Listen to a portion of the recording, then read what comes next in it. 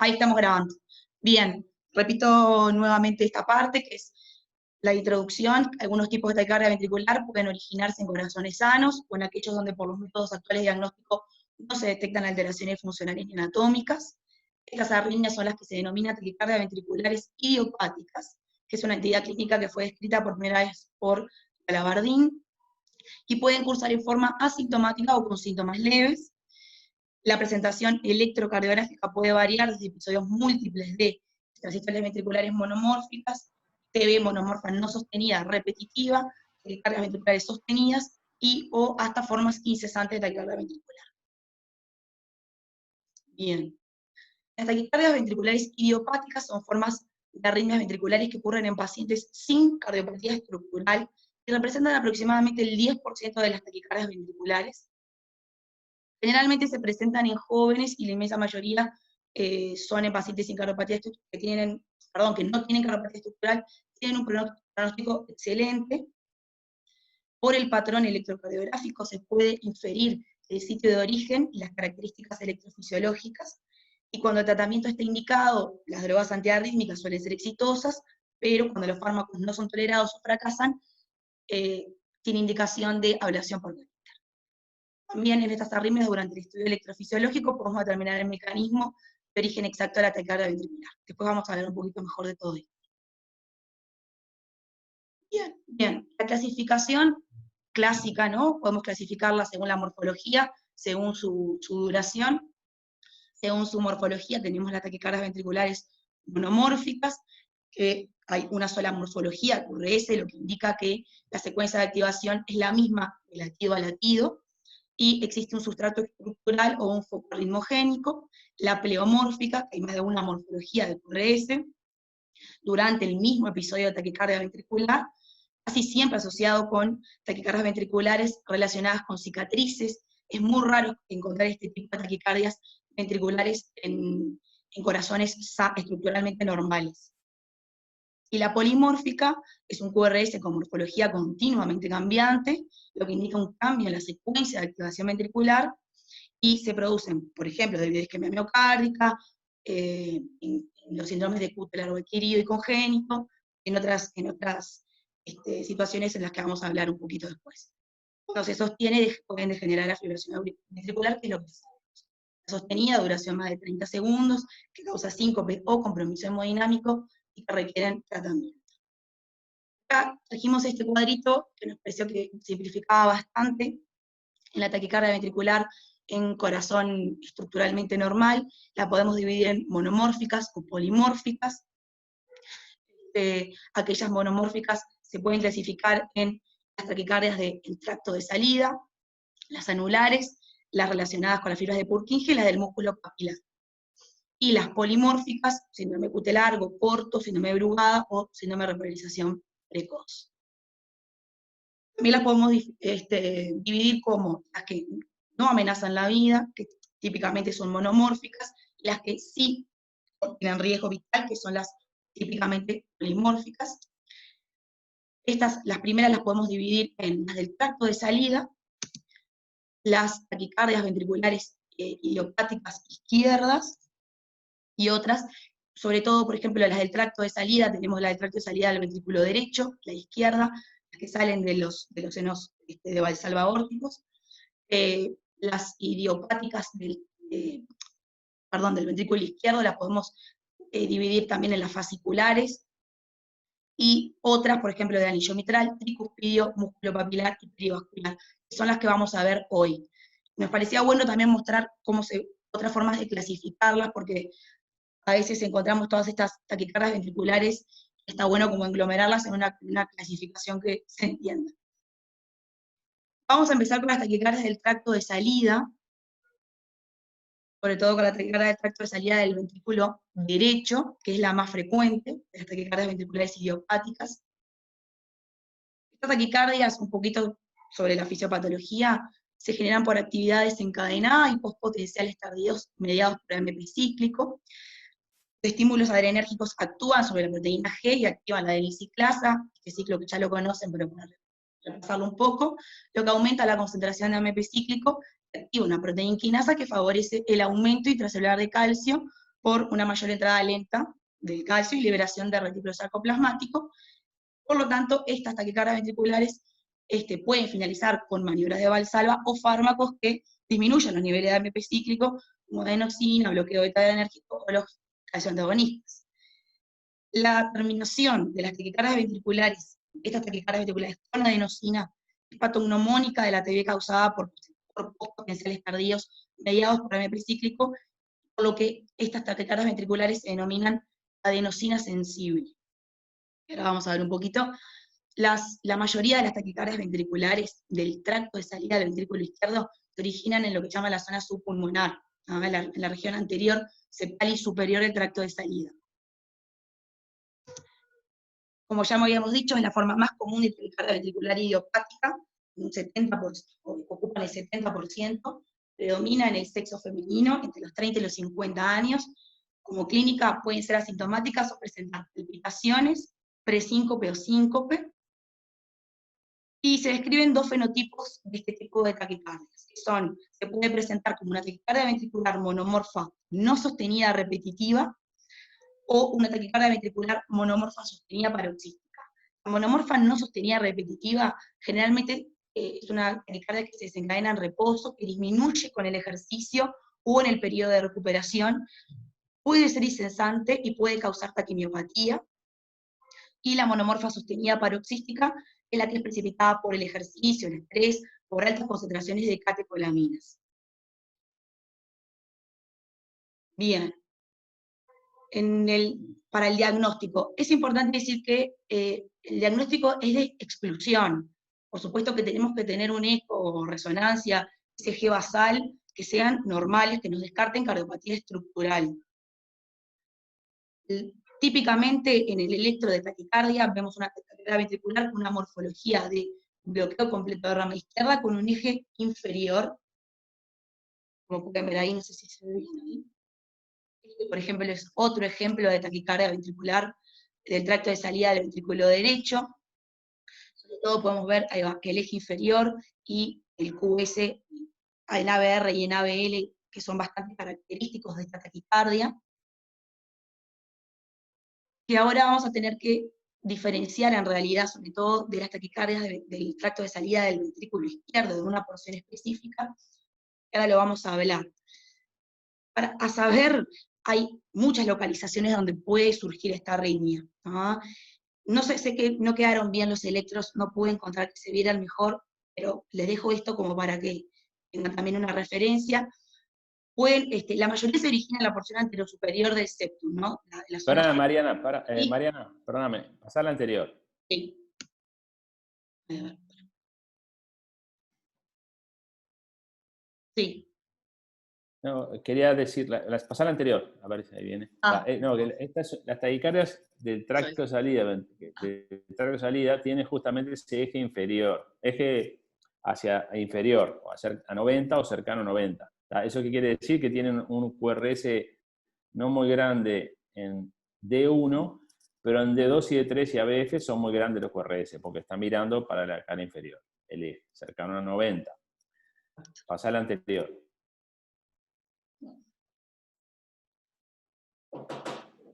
Adelante. Entonces, el eje acá, ven acá, esto es típico, el eje está a más 90, específicamente, está ligeramente negativo incluso, o sea, un poquitito más allá de más 90. Entonces, el hecho que origina transición tardía en las precordiales, en este caso, ustedes ven que el complejo de transición está más entre B3 y B4. Cuando está en B3 o más allá de B3, entonces orienta mucho fuertemente a que se trata de una taquicardia original al lado derecho del corazón, o sea, el tracto de salida del ventrículo derecho. Cuando la transición es en B1, en B2 o entre B2 y B3, entonces uno tiene que pensar, es un elemento a pensar, ¿no? No es categoría pensar que eso está originando en el tracto de salida del ventrículo izquierdo. ¿Tá? Bien, dale. Bien. Seguí.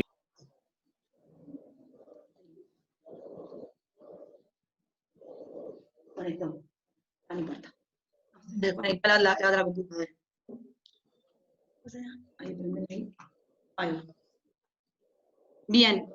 A saber, las localizaciones pueden ser múltiples, por ejemplo, cuando se encuentra en el septo superior izquierdo, septo superior derecho, o en el tracto de salida posteromedial o posterolateral. A saber, en realidad, todos comparten la misma morfología, bloqueo completo de rama izquierda con eje inferior, y podemos tener mínimos cambios en, sobre todo en cara inferior, en ABE, y mirando ABL y ABR, según cómo sean estos, orientarnos a la localización del sitio del foco de salida de taquicardia. Por ejemplo, cuando se originan en la pared libre o en la arteria pulmonar, son muy, muy similares, a veces es muy difícil distinguirlos solamente por el electrocardiograma que vamos a necesitar de un estudio electrofisiológico, pero se los dejé a modo de ejemplo para que tuvieran una referencia.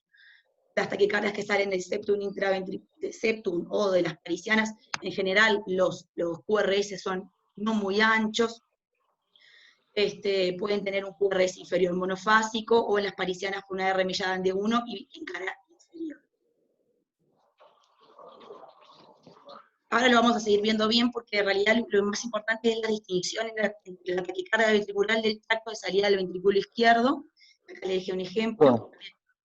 Por favor. Hola.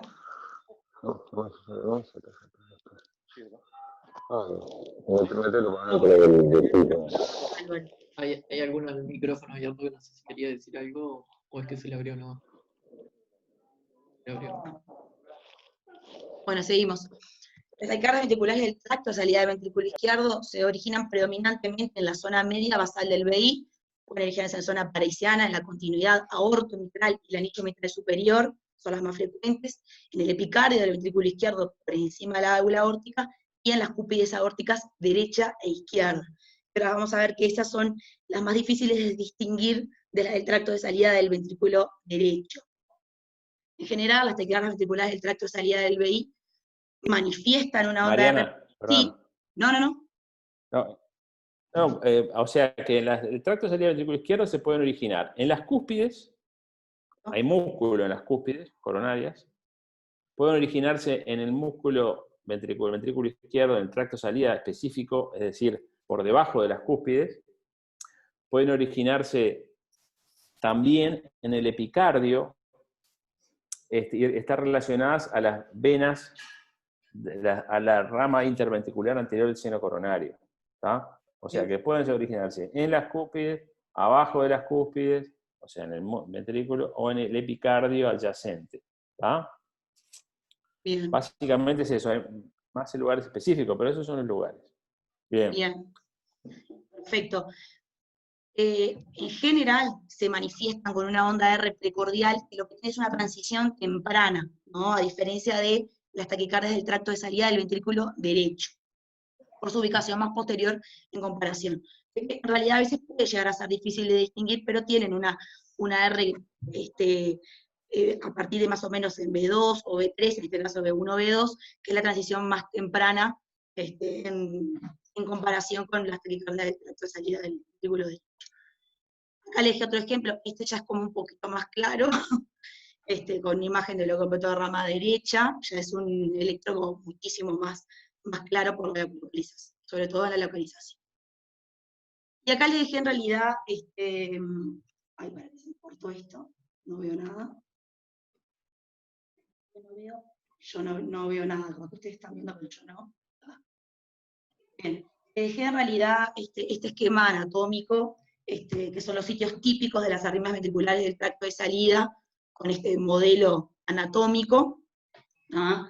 Porque por la cercanía que tienen estas arritmias, sobre todo las que se generan en las cúspides, como decías vos, Diego, pueden compartir varias características con las que se origina en la porción septal del tracto de salida del ventrículo derecho, ¿no? O sea, que tengan el Porque viste que en el tracto, ustedes ven en la imagen acá de la derecha, ustedes ven,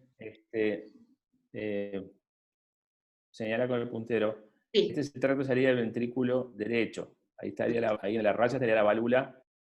Acá la válvula pulmonar. Pulmonar, que es más alta que la válvula aórtica, que es en la línea roja. ¿Tá? Exacto, está separado 1 o 2 centímetros. Ahí está. Entonces, en general se originan más bien por debajo de la válvula, pueden originarse también por encima de la válvula, son muy raras, pero pueden ser septales, o sea, acá donde están las flechas, o pueden ser de la pared libre del tracto salivado, que sería del otro lado, a la derecha, en la pared libre, septal o pared libre. En general, las de pared libre del ventrículo derecho del tracto de salida, tienen un QRS mucho más ancho que las arritmias que se originan del tracto de salida del lado septal. Y las del lado septal se pueden confundir es difícil de diferenciarlas, como vos mostraste, de las cúspides coronarias. Entonces miramos el otro registro y vemos que las que son más anteriores se confunden o se relacionan más con el tracto de salida más anterior se relaciona más con la cúspide coronaria izquierda, y el tracto de salida más posterior con la cúspide coronaria derecha. ¿Tá? Esto lo podemos saber porque en el electro, sospechar, en la cúspide coronaria izquierda tiene es más anterior y por lo tanto tiene un QRS más chiquito o negativo en D1. En cambio, la cúspide más derecha, que es más posterior, tiene un QRS en D1 más positivo, ligeramente positivo. Y también puede originarse en la unión entre ambas cúspides, ¿no? Lo que sí nunca se originan de la cúspide no coronariana, porque la cúspide no coronariana no tiene relación con el tracto de salida, sino que tiene relación con la aurícula derecha. ¿Tá? Muy bien. Exactamente, bueno, era un poquito eso, así que no voy a repetir. Le dejé acá, en este esquema, ejemplos. En realidad estos son estas sístoles ventriculares, y con sus respectivos zonas de lugares de salida, en realidad, cómo podemos encontrar la morfología para distinguirlas unas de otras. Me pareció que estaba bueno y que estaba interesante para poder empezar a distinguirlas. Acá también otro ejemplo similar Ahí al está. Vamos a hablar de... Pará. No, pon el anterior. Sí. Entonces, pon el anterior. Entonces ustedes ven que en la free wall, está la pared libre del tracto salida del ventrículo derecho, tiene un complejo más ancho. La transición es tardía, más allá de B4 en este caso, pero tiene un complejo ancho. ¿Tá? En el lugar 2, supongo que la cúspide, no sé, PSC, ¿qué quiere decir? No sé. Supongo que la cúspide con la derecha, porque ven que tiene un R ligeramente positivo en D1 y tiene una transición que es más precoz, ¿no? Más o menos. Esta es la cúspide coronariana izquierda, que ven que tiene un QRS en D1 más ligeramente negativo, y la transición es, en este caso, cerca de B3. Después pueden estar cerca de GIS, que es un poco más abajo eso, ¿no? Y son más complicado de diagnosticar. Bueno, esto PSC no sé lo que es. Eso de Lugar 2 y 3. la cúspide de seno pulmonar izquierdo. Es cúspide de seno pulmonar izquierdo y derecha. Ah, pulmonar. Sí. Ah, ahí está. Estas sí son las coronarias. Ahí va. Acá estas son las coronarias. Ven que la coronaria derecha, la cúspide coronaria derecha es más positivo y la cúspide coronaria izquierda es isoeléctrico o negativo en D1. Y la transición siempre es mucho más tardía, puede haber una pequeña R en B1, como se ve acá en la coronaria derecha. Y después está la continuidad aórtica, que ya sería el lugar 5, me parece, que es más del lado mitral, del lado de la mitral. Es abajo de la válvula, pero ya yendo hacia la válvula aórtica, pero yendo hacia el lado mitral. Esas tienen ya más R en B1. Y después está esto que yo quería decirle, es el ventricular summit, o sea, el summit del ventrículo izquierdo. El summit es como el tope o el techo o la cima del ventrículo izquierdo. Esa es una zona que es epicárdica, como hablamos, y es una zona que está delimitada, por un lado, por el vértice del tronco de la coronaria izquierda, la coronaria izquierda y la circunfleja, y por debajo la vena interventricular anterior. Esa zona es muy difícil de acceder porque por endocardio es muy difícil o casi imposible acceder. Y por epicardio es difícil también porque no hay, el pericardio se pliega y no llega. Entonces, la manera para acceder es a través de las venas tributarias del seno coronario, la vena interventricular anterior y sus ramas perforantes. ¿Ah? Bien. Y es toda una discusión de cómo abordar esa zona cuando vienen de ese lado de las heterasístoles. Y después mitral annulus, MA es el anillo mitral que puede ser en cualquier lugar del anillo mitral. ¿Está? Perdón, ahí está. La continua mitral aórtica es la 9, ahí está la mitral, perdón. Bien. Y Esta es la continuidad mitroaórtica, sí, esta es la mitral, está bien. Sí, acá el 9. Ese es por debajo de la válvula, pero más hacia la mitral, ¿no? La mitral septal sería ahí el septum, la continuidad mitroaórtica. Y después el 11, ya el anillo mitral anterolateral o más polilateral, ¿no? Bien. Bien. Todas estas tienen el eje inferior y tienen una morfología de bloqueo de rama izquierda en general, aunque pueden tener, ya cuando es mitral más lateral, ya tiene morfología de rama derecha, ¿verdad? Ahí va, exacto. Bien. Yo acá les... Esto es lo mismo más o menos que acabamos de ver en otro esquema, y acá en realidad, esto es un poco más tedioso, pero en realidad esto es lo que estás diciendo. No se complique.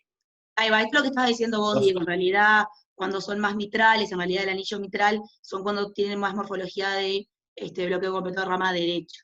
En general todos comparten la morfología de bloqueo de rama izquierda con eje inferior y varían en otras características que son sobre todo la transición de las precordiales.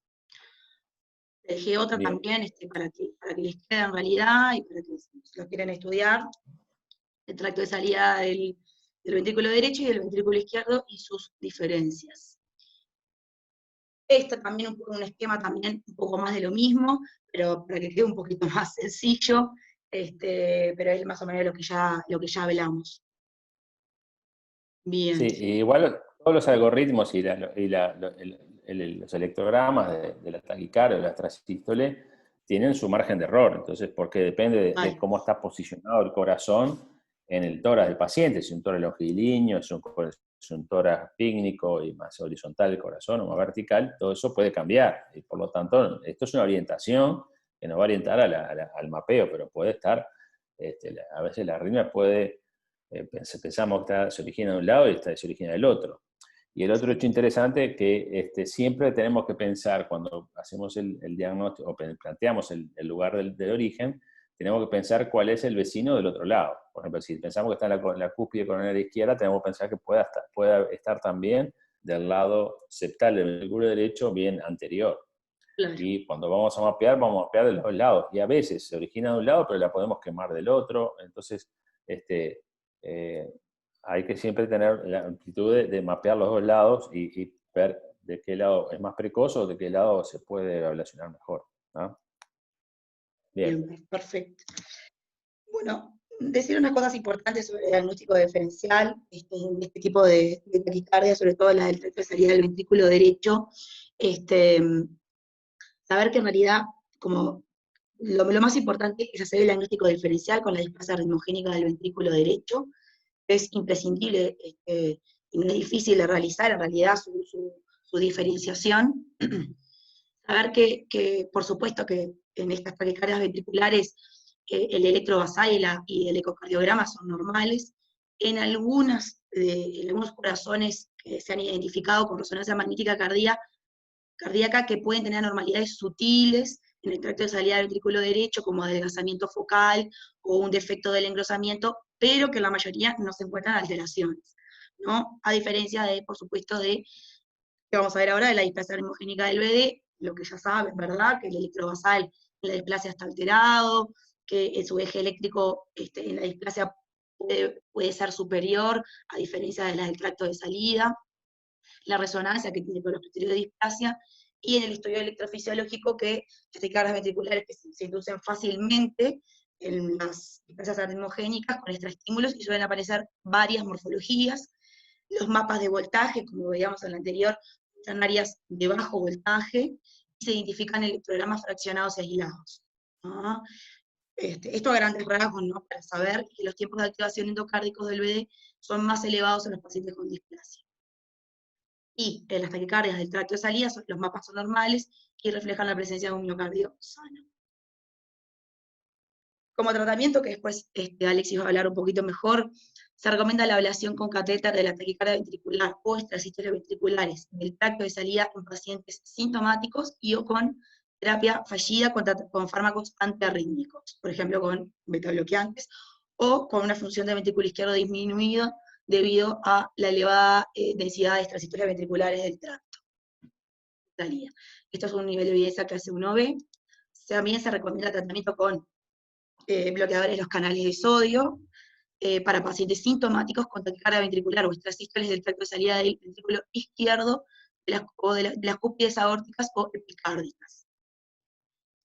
Para pacientes sintomáticos se debe considerar la ablación con catéter de la taquicardia ventricular o extrasístoles, también de la del tracto de salida del ventrículo izquierdo, cúspides aórticas o epicárdicas, siempre que sean por personal experimentado, luego que hayan fallado uno o más bloqueadores de los canales de sodio, o sea, los agentes de clase 1C, o el paciente no desee someterse a tratamiento a largo plazo con fármacos antiarrítmicos. Las indicaciones, la ablación con radiofrecuencia de las taquicardias del tracto de salida se ha reservado para pacientes sintomáticos, a pesar del tratamiento antiarrítmico, preferentemente betabloqueantes o antagonistas del calcio, pero pueden utilizarse otros antiarrítmicos del grupo 3 y 1C. Se puede ofrecer la ablación como alternativa a los antiarrítmicos como tratamiento de primera línea también, y en sujetos asintomáticos con extrasístoles ventriculares frecuentes y disfunción del ventrículo izquierdo significativa, saber que la ablación de la taquicardia puede mejorar los volúmenes ventriculares y la función sistólica también del ventrículo. Y también destacar que en general el procedimiento, la ablación, tiene una tasa de éxito por encima del 80%, con una baja incidencia de complicaciones, y siempre las localizaciones, como vos decías, Diego, más inusuales, también se asocian a peores resultados, porque es difícil el mapeo, la ubicación del foco, etcétera, que vamos a ver ahora. Bueno, ahora pasamos a las taquicardias ventriculares idiopáticas del ventrículo izquierdo. Vamos a empezar con las... Espera un poquito. Sí. Diana. ¿Sí? En suma, entonces, para el tratamiento de esas taquicardias o extrasístoles, la droga más, primero la droga es el betabloqueante. Que no es muy eficaz, vamos a hablar claro. Y eso lo damos cuando tiene síntomas. Si no tiene síntomas, no le damos pelota. Cuando eso es un extrasístole, cuando es taquicardia ventricular, entonces le hacemos tratamiento. Betabloqueantes, y hay que estudiarla con una ergometría, porque muchas veces estas arritmias están vinculadas a las catecolaminas, entonces pueden inducirse durante el esfuerzo. Y si no anda con betabloqueantes, puede agregarse una droga del grupo 1C. Y si no anda, la ablación. O irse derecho a la ablación de acuerdo a la preferencia del paciente o a las características de la arritmia, si es incesante o muy frecuente, etcétera. ¿Está? Con los resultados, como dijo Mariana, que dependiendo del lugar es un poco el resultado. Y a veces no es tan fácil, ¿no? Bien, perfecto. Dale nomás. Bien. Vamos a empezar ahora con las fasciculares.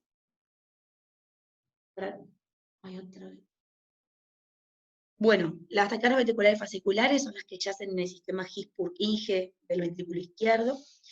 El mecanismo de estas es un circuito una de las teorías es que es un circuito de macro reentrada, en las que participan fibras de respuesta lentas, dependientes del calcio, llamadas también verapamilosensibles. En realidad es un circuito con una zona de conducción lenta, no sé si se llega a ver, pero bueno, yo más o menos lo voy marcando, decremental, que es dependiente del calcio, en una zona de la fibra de Purkinje cercanas a los fascículos, y la zona reentrante involucra fibras de conducción rápida, se activan retrógradamente durante la taquicardia, con una conducción anterógrada lenta, a través de una zona que es la que llaman verapamilosensible, y de esta forma se genera el circuito de la macrorreentrada en uno de los fascículos, por ejemplo en este caso, en este fascículo posterior, del ventrículo izquierdo.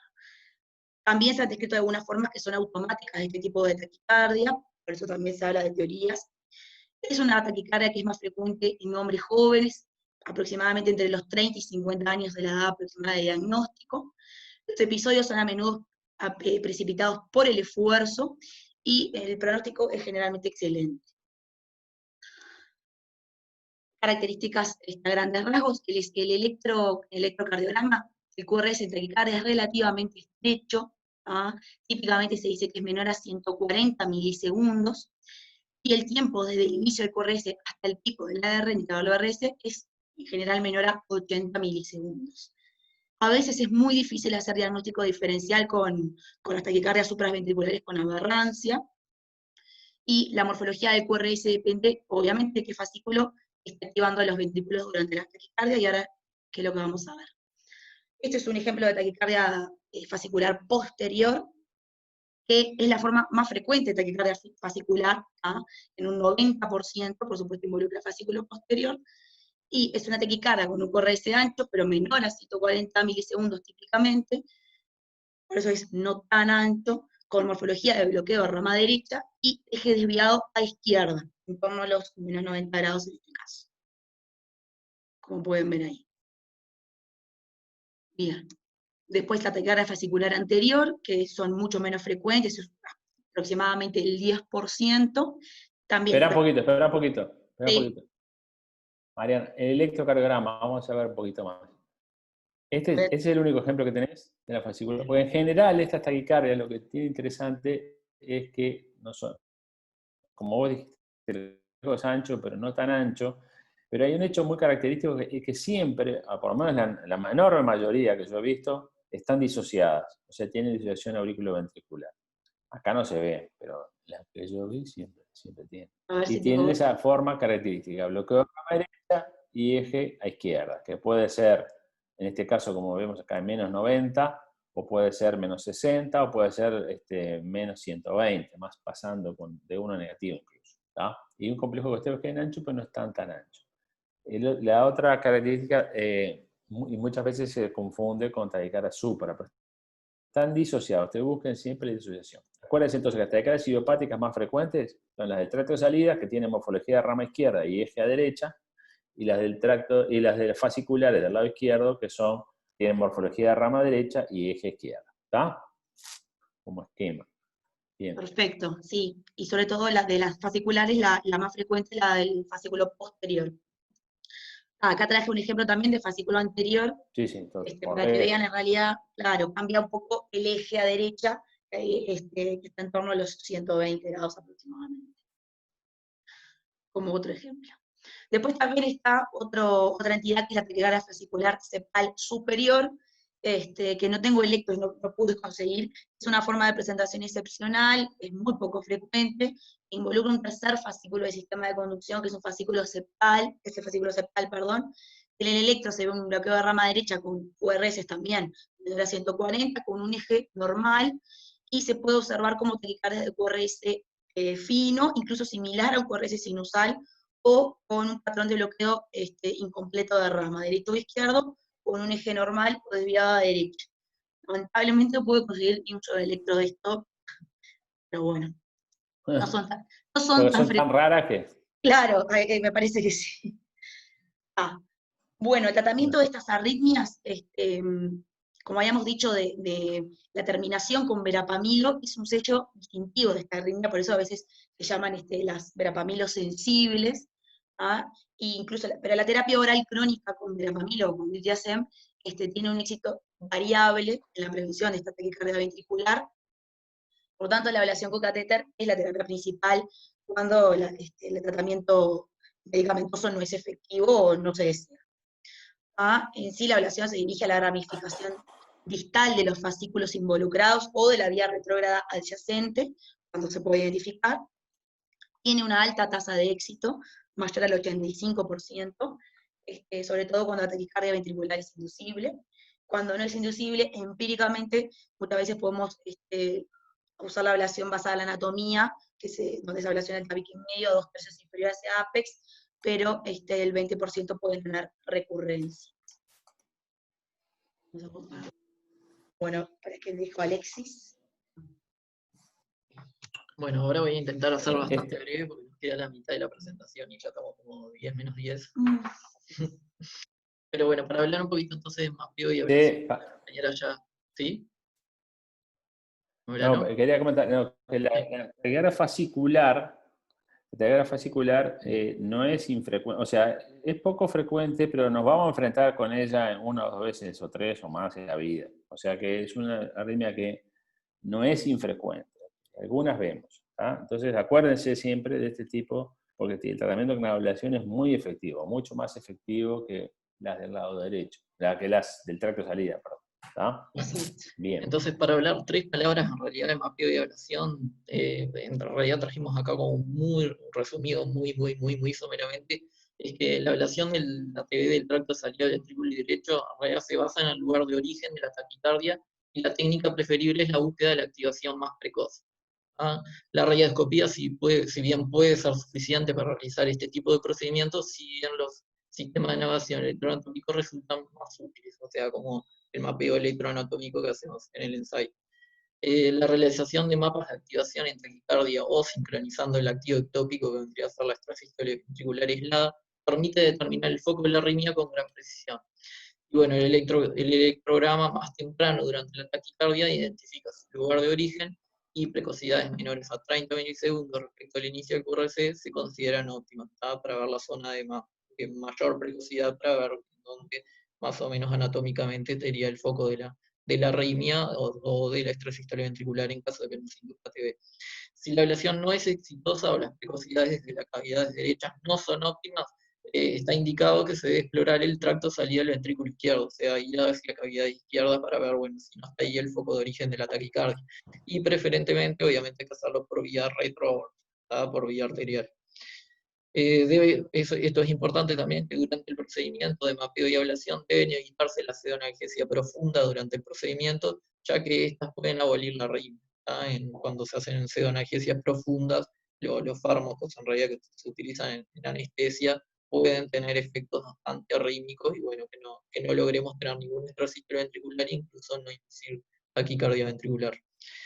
Los fármacos antiarrítmicos también tienen indicación de suspenderse con suficiente antelación por el mismo motivo, y en caso de que la arritmia no sea inducible o que la extrasístole ventricular sea poco frecuente, hay otra técnica que se podría utilizar, que es la técnica de pace mapping, que es una alternativa disponible, pero con menos efectividad en realidad, que la técnica de pace mapping en realidad se basa en analizar la morfología del electro, estimulando diferentes puntos de área de interés, y comparándolo eso, si nosotros tenemos algún electrocardiograma donde tengamos extrasístoles ventriculares con taquicardia ventricular, estimular distintas zonas y ver si esa morfología del QRS estimulado se parece a la extrasístole ventricular que el paciente venía teniendo o alguna taquicardia ventricular que hayamos registrado.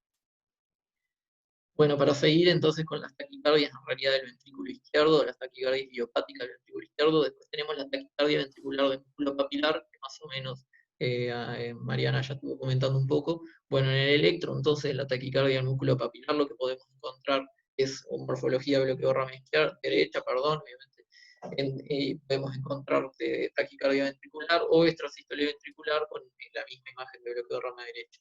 Tienen eje superior, y si se origina en la parte posterior, que fue como dijo Mariana recién, que la mayoría de las, o sea, es más frecuente las taquicardias ventriculares músculo papilar posterior, tienen eje inferior, como dice, eje superior, perdón, que se salen en realidad del músculo papilar posterior. Y eje hacia la derecha si procede el músculo papilar lateral. En realidad hay que hacer diagnóstico diferencial, como Mariana ya lo había dicho también, con las TB fasciculares, pero estos, los del músculo papilar, tienen una duración un poco mayor, tiene una duración de QRS mayor a 150 milisegundos.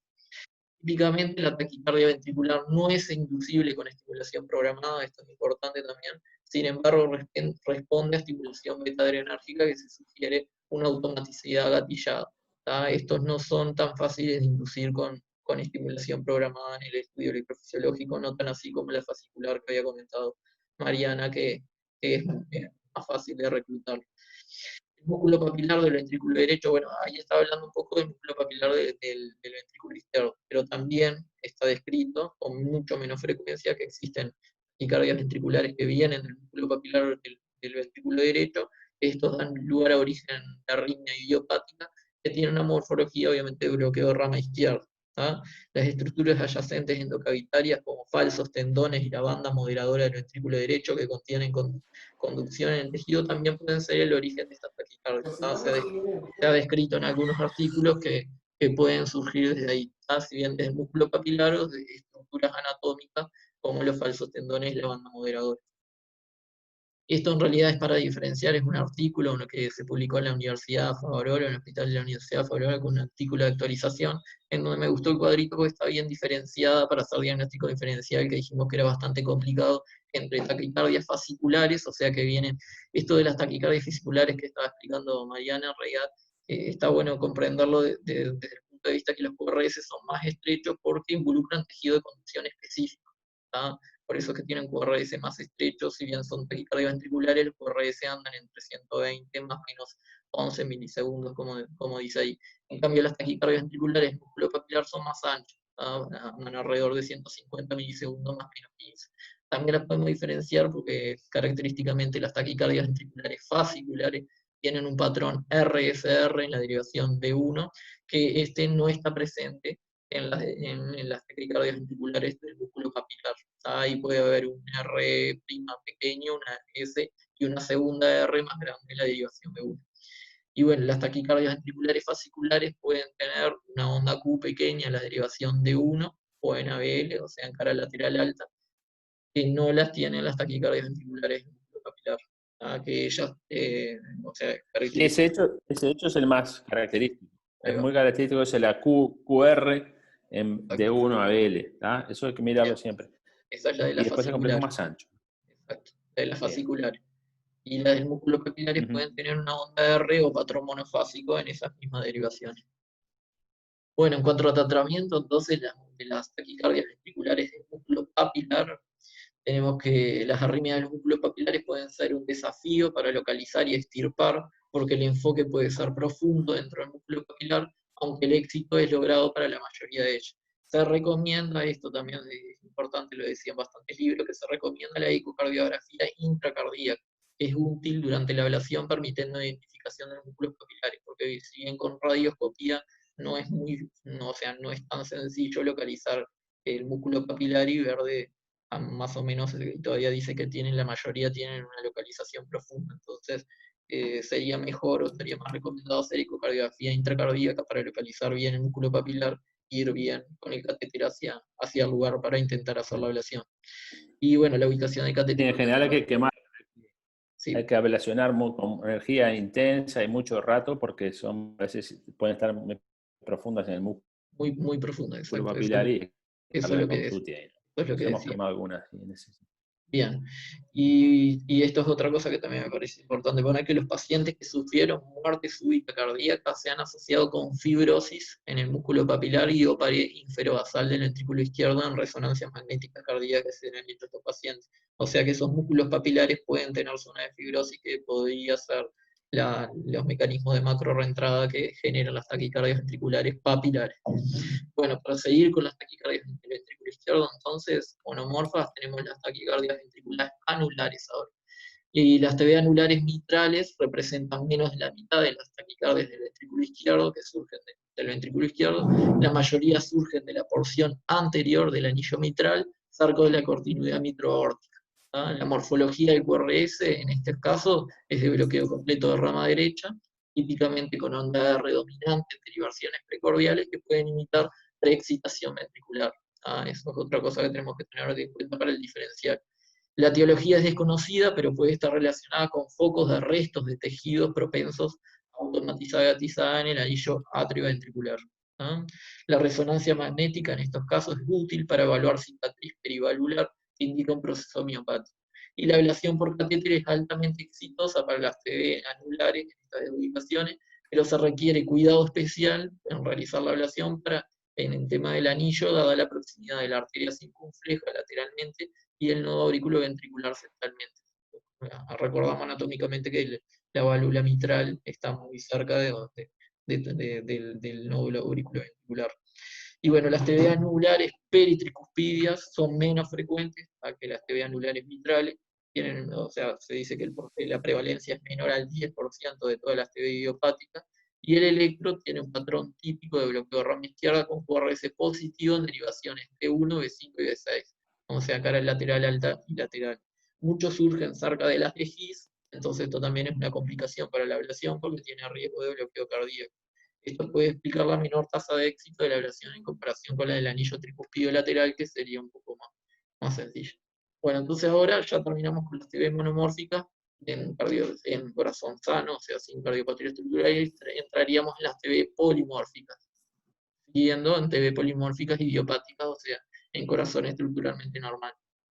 Para recordar un poco, nomás 4 palabras y ir más rápido, las TB polimórficas son taquicardia de complejos anchos, obviamente que tiene QRS mayor a 120 milisegundos por definición, que tienen un RR irregular, y la morfología de los QRS es variable en cada latido. También se puede observar cambio de eje en cada latido, pueden ser no sostenidas o pueden evolucionar a FB, que esa es la mayor complicación de las TB polimórficas. Estas a su vez pueden ser congénitas o adquiridas. Acá hay un ejemplo de un electro de TB polimórfica, y bueno, que los principales trastornos que tenemos que tener en cuenta, yo ahora voy a mostrar un cuadro en donde la separa bien, pero los principales trastornos que tenemos que tener en cuenta las TB polimórficas son trastornos del QTST, que son los que más frecuentemente dan TB polimórfica o FB. Entonces, como dije, lo que tenemos que tener en cuenta es el intervalo QT, que puede estar prolongado, que eso da principalmente la taquicardia polimórfica por torcida de puntas. Este intervalo QT prolongado puede ser congénito o adquirido, y también se puede dar taquicardia ventricular polimórfica, hay que acordar, en intervalo QT normal. Que ahí podrían entrar las que tienen cardiopatías estructurales como miocardopatía, o isquemia aguda, síndrome de Brugada, las taquicardias ventriculares polimórficas hepaticoleminérgicas, o el síndrome de repolarización precoz, que lo voy a mencionar. Acá las tenemos más o menos todo: el QT largo, el QT congénito, el Brugada, la repolarización precoz. Este electro me gustó más porque este no estaba muy bueno de QT largo.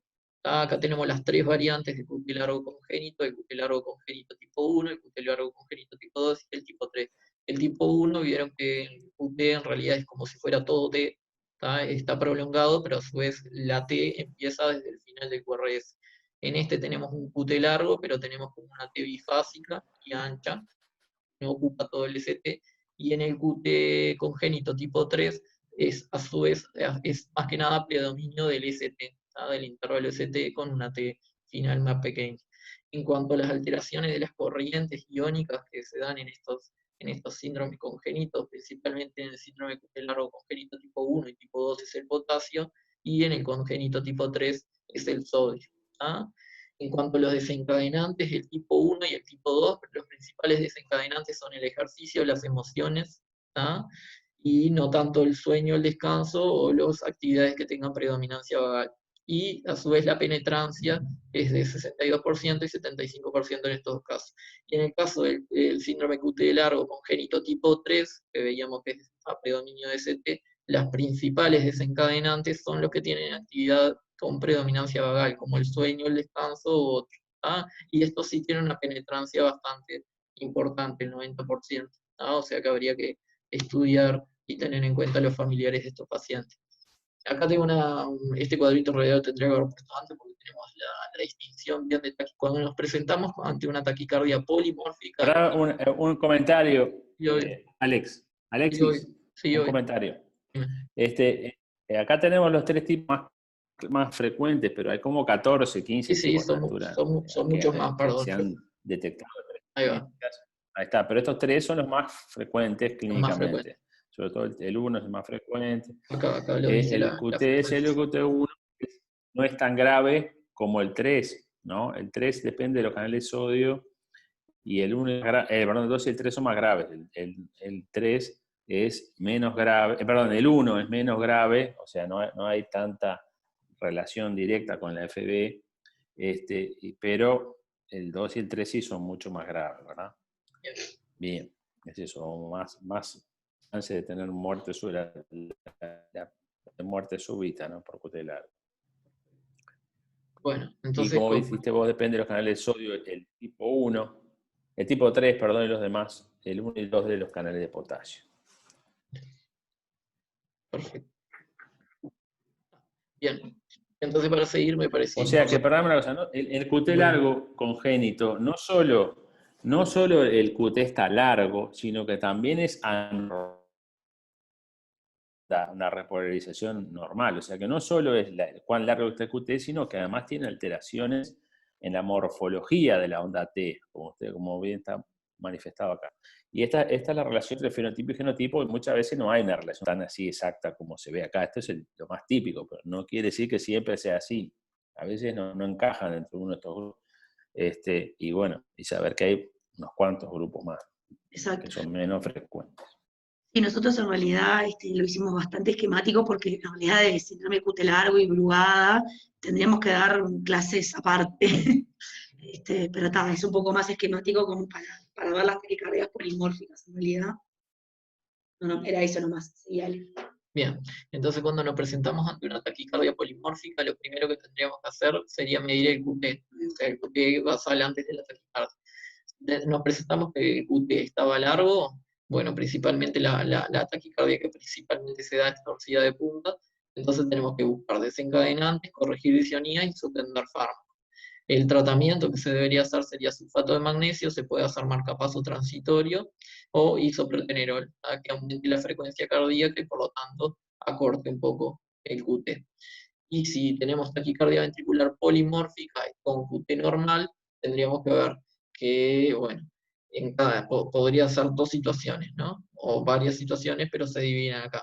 Puede ser una isquemia curso IAM, que para este lado va todo para la cardiopatía isquémica, que no es la idea de la clase de hoy, pero sí podemos tener, entonces, taquicardias ventriculares polimórficas en el otro extremo, o sea, en realidad con QT normal, que podemos tener el síndrome brugado, la repolarización precoz, la fibrización ventricular idiopática o la taquicardia ventricular polimórfica cático-laminérgica. Y en este caso, el tratamiento que está indicado es la quinidina o el isoprotenerol. Bueno. En cuanto a la torcida de puntas, entonces, nada, recordar que es una taquicardia ventricular polimórfica que se da entre una frecuencia Perdón, cardíaca. Sí, Alexis, pasá la bueno, anterior, pasá la sí, anterior.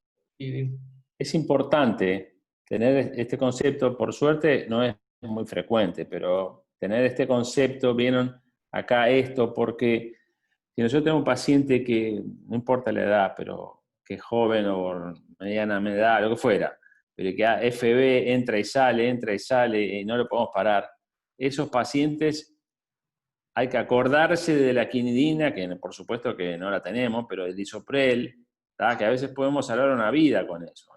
¿Tá? Son pacientes complicados que a veces tenemos que hacer la anestesia profunda,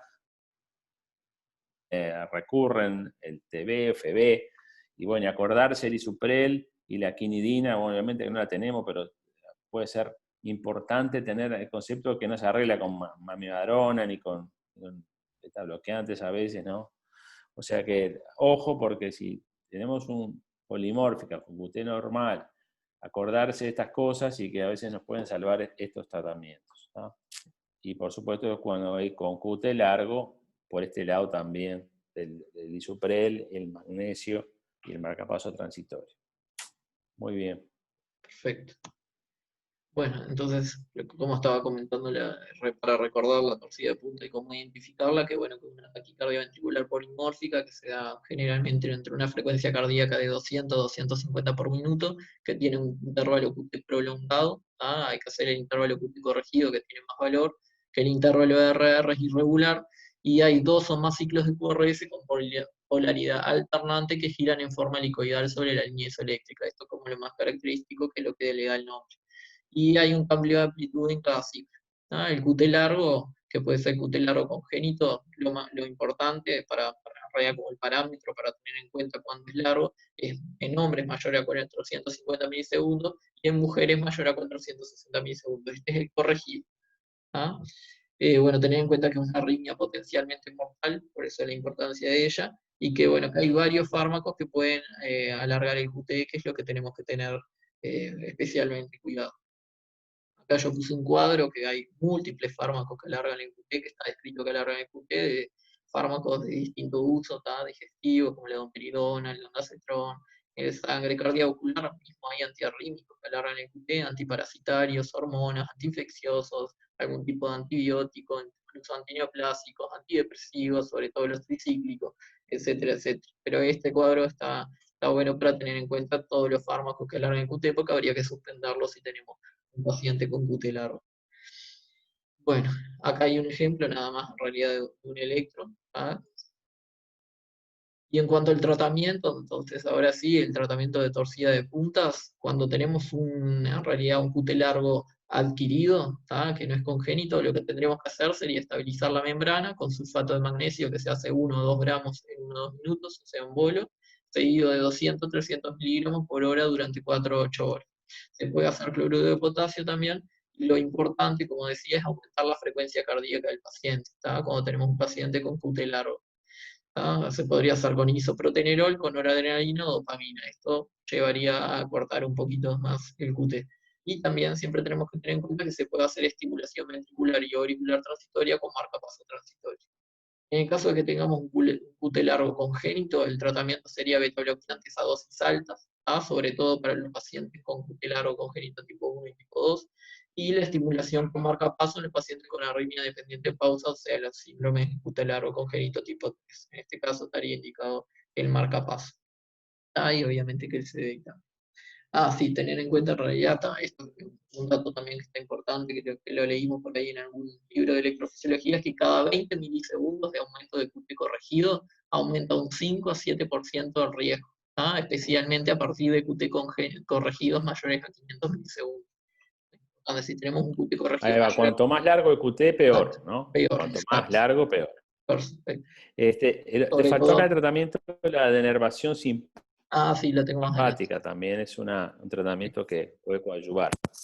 Lo puse para... Muchas veces los QT largos se asocian a bradicardia, por lo cual a veces tenemos que darle beta-bloqueantes y ponerle marcapaso también para evitar bradicardia mayor, y además el marcapaso estimular un poquito más arriba para que el QT se acorte. Así que el marcapaso es un tratamiento para el QT1, por ejemplo, el paciente tiene marcapaso y beta-bloqueantes, las chances de que haga arritmia son muy bajas, aunque haya ya tenido episodio. Bueno, ahora sí para entrar. Y el QT3, a pesar del QT3, no depende del canal de sodio, no depende del canal de potasio, y que no está tan vinculado al aumento de las catecolaminas, la inducción de arritmia, igualmente el tratamiento, las recomendaciones son el tratamiento estándar con beta-bloqueantes. ¿Está? Perfecto. Bueno, y ahora para entrar, ya estamos terminando, nos faltan pocas de polimórficas en corazón sano. Para entrar ahora en la TB, entonces polimórfica catecolaminérgica, sabemos que es una patología arrítmica hereditaria, poco frecuente, pero que tiene alta mortalidad, caracterizada por TB polimorfa o bidireccional, inducida por el estrés o el ejercicio. Eso es lo típico, que en realidad se desencadena ante estímulos adrenérgicos, sobre todo por estrés o ejercicio, y que, bueno, no tiene cardiopatía subyacente, por lo tanto entran en este subgrupo de pacientes.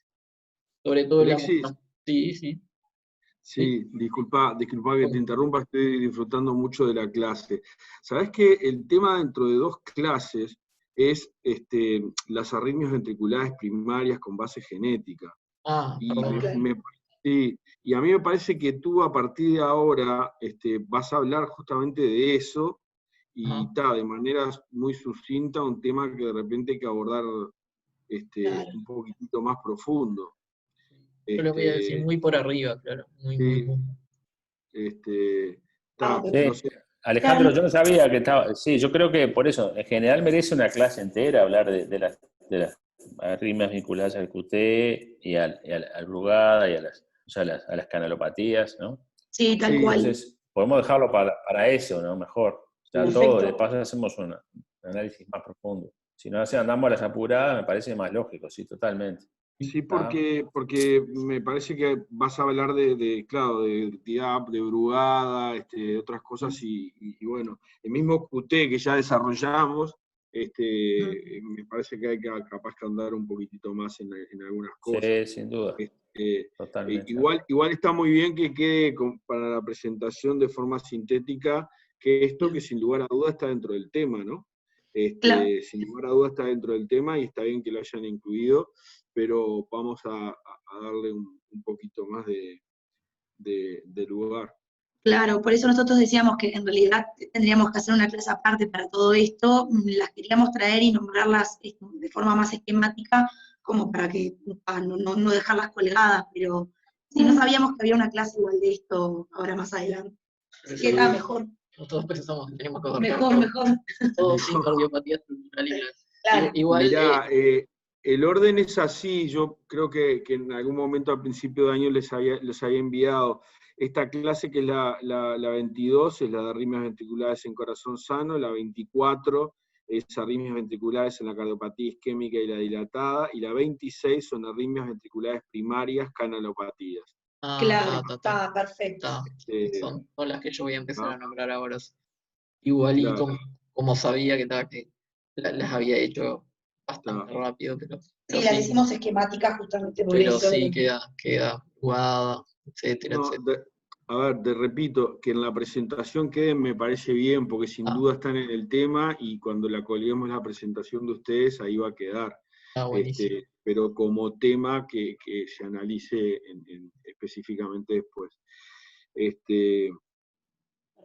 Bien, yo igual voy a también a decir que Alexis me envió la presentación, me envió la presentación ayer o anteayer de noche, y yo no tuve tiempo de revisarla, recién me di cuenta de esto ahora de mañana.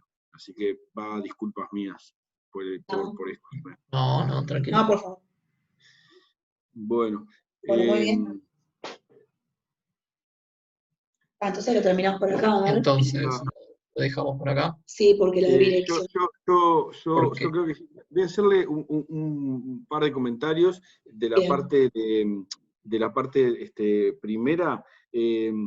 Uno es que bueno, a ver, conceptualmente las taquicardias ventriculares monomórficas en corazón sanos son arritmias, por supuesto, de mucho menor riesgo, justamente porque es un corazón nano, porque no tienen cardiopatía estructural, que las que presenciamos en el contexto de cardiopatías estructurales, ya sea adquiridas o genéticas, ¿no?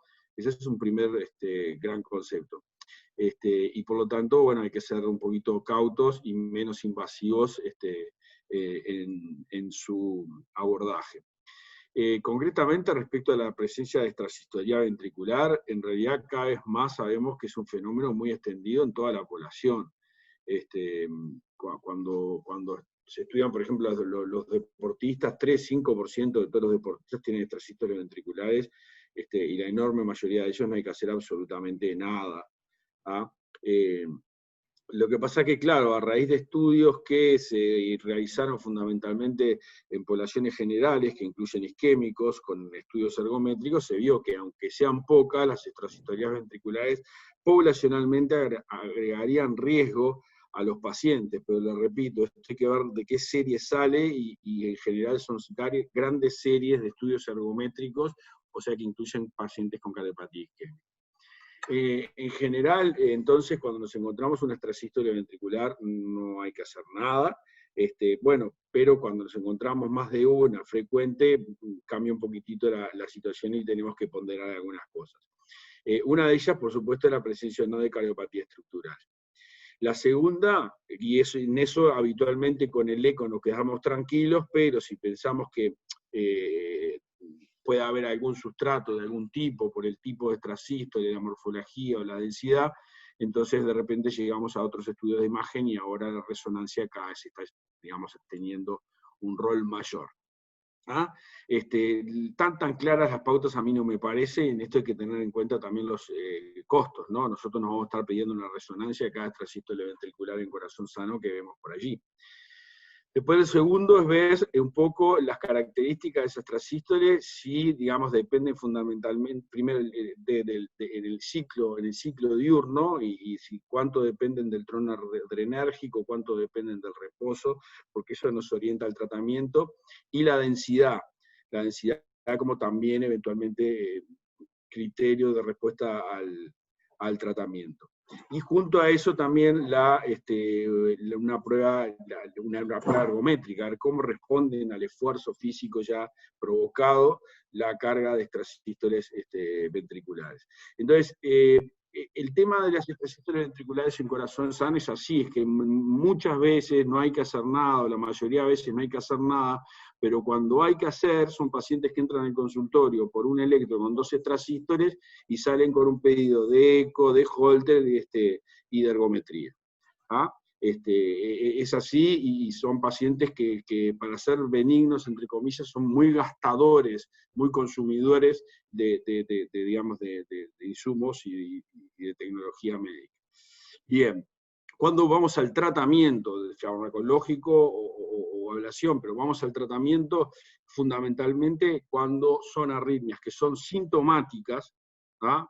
Sintomáticas, y en esto el médico tiene mucho que ver, porque, digamos, una cosa es que uno le lata el corazón y que el médico cada vez que va mira el electro con cara de sospecha, y otro es un médico que agarra al toro por las guampas y dice, señor, usted tiene el corazón sano, no se produce extrasístoles, y vaya tranquilo que no le va a aparecer nada. Entonces, por eso es muy, muy importante el conocimiento de parte del cardiólogo general, sobre todo para no poner cara rara y no agregar estrés, porque muchas veces el tratamiento de estos pacientes es buscar que el paciente se convenza de que esto no le va a pasar nada y no se va a morir. ¿Ah? Entonces, importante, sintomática. Segundo, cuando hacen taquicardias ventriculares. Bueno, si hacen taquicardias ventriculares, es eventualmente otro criterio para intentar la ablación, porque ya es una arritmia, es sostenida, habitualmente puede tener alguna repercusión, es sintomática, entonces hay que ir. Y la tercera, Alejandro, que es lo más nuevo. Un comentario. No, un comentario que en ese sentido que vos decís, cuando yo veo pacientes con extrasístoles ventriculares, tenemos que darle largas a la cosa. No podemos tomar decisiones en un momento para no, mire, tome esta medicación o hágase una ablación, sino que tenemos que darle al paciente, garantizar que no sea de riesgo, evaluar la función ventricular, evaluar cuantificar el quantum, la cantidad de arritmia que tiene, y ver si realmente los síntomas que tiene el paciente están vinculados a la arritmia, porque es muy variable la sensibilidad a los extrasístoles. Hay gente que tiene 3 extrasístoles al día y las percibe, y otro que tiene miles y no las percibe. Entonces hay que tener mucho cuidado, y a veces los síntomas pueden estar vinculados a otras cosas. A veces la palpitación que siente el paciente es por taquicardia sinusal y no por la propia extrasístole. Entonces, esta idea tenemos que estar seguros o la mayor garantía posible de que no hay cardiopatía estructural, y cuantificar y ahí tomar decisiones. No es para tomar decisiones de un momento para otro, incluso reafirmarle al paciente que es de bajo riesgo, que no se va a morir, que solo puede tener palpitaciones, y a veces, como decía mi abuela, le digo yo a los pacientes, peor el remedio que la enfermedad. Entonces, tomar un medicamento tiene efectos adversos, o hacer una ablación puede tener algunos riesgos, que lo vamos a hacer cuando el paciente merezca, porque los síntomas alteran la calidad de vida. Pero si no, hay que ser muy cauto, porque ya le digo, la medicación no es inocua y la ablación tampoco. Entonces tenemos que estar seguros que vamos a hacer un bien, o los riesgos superan los beneficios. Gracias. Sí, totalmente, y en cómo afectamos la calidad de vida de la gente. En realidad, de estos pacientes salen del consultorio que no pueden tomar mate, té, café, Coca-Cola, chocolate, y en realidad yo los desafío a ustedes que me traigan un estudio de buena calidad metodológica en base al cual ustedes puedan definir eso. No existe, o al menos no existe que yo conozca. Pero además, Alejandro, y no hemos hay. revisado Y además, si el paciente le gusta el mate y no puede tomar mate, ahí sí yo prefiero medicarlo o hacer una ablación y que tome mate, porque la idea es mejorar la calidad de vida de estos pacientes. Entonces, además que no hay evidencia y no hay que suspender ninguna cosa de esta, ni en la FA, ni en la nada. Obviamente, el tipo que chupa alcohol y que toma en forma excesiva, obviamente que los estimulantes, cafeína, mate, té, yo qué sé, tomados en forma normal, claro, no hay problema. Todas las antinas, todas las antinas aumentan la percepción, aumentan el estado de vigilia, es por lo que todos tomamos mate y café para estar despiertos, para estudiar, y por lo tanto sentimos más todo nuestro cuerpo, eventualmente los dolores y eventualmente las extrasístoles, y no quiere decir que tengamos más. Entonces, un poco tenemos que adecuar a la percepción del propio paciente sobre el asunto y no nuestras creencias populares y casi diría mitológicas. Y la tercera indicación más grande para ir a tratamiento de estos pacientes, y probablemente la más importante, es cuando nosotros tenemos la idea de que esto está repercutiendo en la función ventricular, y antes que eso todavía en los diámetros. Cuando nosotros tenemos la percepción de que si el corazón se viene dilatando, viene disminuyendo la función, o puede tener que ver con agregar a otra patología que tenga de base el paciente, iría que digamos, tomar medidas. Y en general, es como ocurre en muchas de estas arritmias, que digamos que no son tan graves, uno hace un primer escalón farmacológico, sabiendo que en realidad nuestras chances de éxito son muy bajas realmente. La probabilidad de que nosotros logremos erradicar las extrasistorias ventriculares estas son muy bajas, y entonces ahí se plantean que en general cuando uno está en los betabloqueantes, los anticálcicos, más o menos está tranquilo. Cuando tienen que empezar a agregar fármacos de grupo 1, de grupo 3, ya se inclina preferentemente para ir a la ablación, porque sabemos que por lo menos seguro a largo plazo los efectos adversos sean menores. Y bueno, según el tipo de sustrato, eso no lo voy a hablar ahora, pero según el tipo de sustrato, la chance de éxito que uno tenga.